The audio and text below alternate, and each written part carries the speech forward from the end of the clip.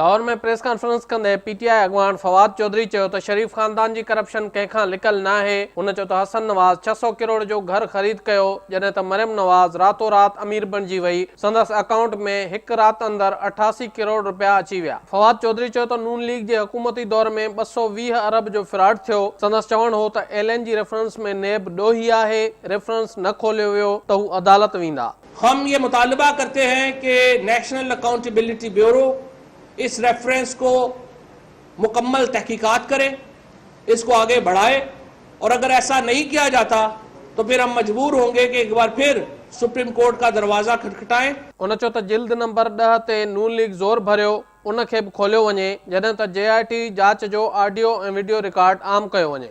Volume 10 को खोलने के मुतालबे से दस्तबरदार हो गई।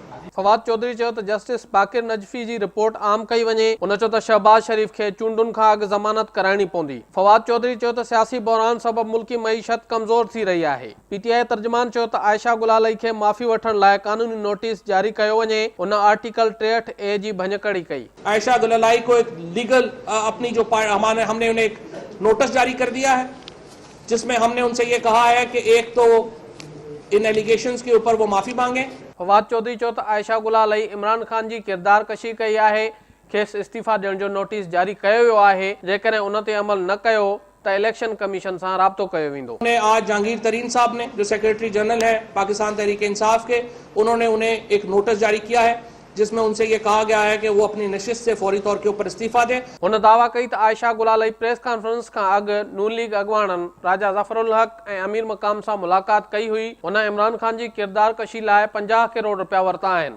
अमीर मुकाम और जफर इकबाल झगड़ा जो KP के गवर्नर हैं, उनके साथ थी, उन्होंने उनसे मुलाकात की, यानी 5 करोड़ रुपया जो है वो आयशा गुलालाई ने इस सारे काम के लिए कीमत मुकर्रर की। उन मौके ते डॉक्टर यास्मीन राशिद जो चवण हो त आयशा गुलालई जा इल्जाम ॿुधी दिली सदमो पहुतो। इमरान खान औरतुनि खे हमेशा इज्जत ॾिनी आहे। मैं आपको ये बताती चली जाऊं, बड़ा जुल्म किया आपने, क्योंकि जितनी इज्जत इमरान खान ने आपकी की थी, आपने ये इस तरह का जवाब उसका बिल्कुल देना नहीं था कि हमारे चेयरमैन जैसा कोई आदमी नहीं है, जितनी इज्जत वो खवातीन का करता है उतनी वो। आलिया हमजा जो चवण हो त इमरान खान औरतुनि खे सियासी शऊर ॾिनो आहे। आयशा गुलालई खे जेकॾहिं 2013 में SMS मिलियो त उन 4 साल अॻु प्रेस कॉन्फ्रेंस छो न कई? आप कहती हैं मुझे 2013 में मैसेजेस आए, तो बीबी 2013 के मैसेजेस के बाद आप 4 साल उसी पार्टी में सस्टेन करती रही।